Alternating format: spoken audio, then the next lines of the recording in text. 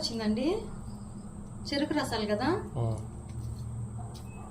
ఈ మొన్న తోటకి వెళ్ళాను కదండి, అక్కడ 3 తీసుకొచ్చాను చెరుకు రసాలు. ఇదిగో పీస్ వచ్చింది చూడండి.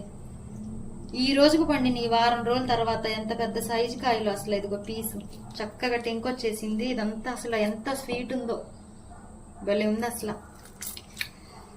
ఇదంతా చక్కగా ఒక వడపోసే దాంట్లో చక్కగా ఒక స్టైనర్ లో మొత్తం వడపోసేసి ఒక గ్లాస్ లో తాగితే భలే ఉంటది అసలు.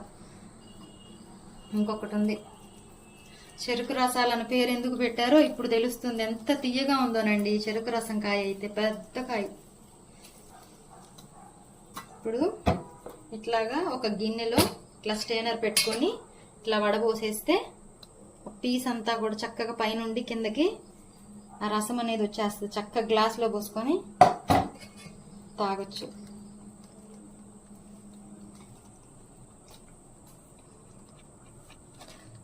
చాలా పీస్ ఉందండి, పీస్.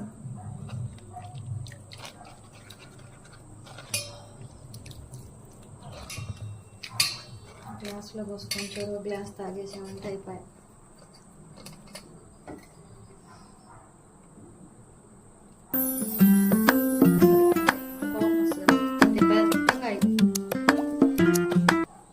ఇప్పుడు ఇట్లాగా ఒక గిన్నెలో ఇట్లా స్టైనర్ పెట్టుకొని ఇట్లా వడబోసేస్తే పీస్ అంతా కూడా చక్కగా పైనుండి కిందకి ఆ రసం అనేది వచ్చేస్తుంది. చక్కగా గ్లాస్ లో పోసుకొని తాగొచ్చు.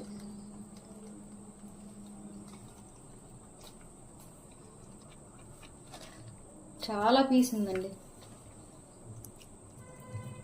పీస్.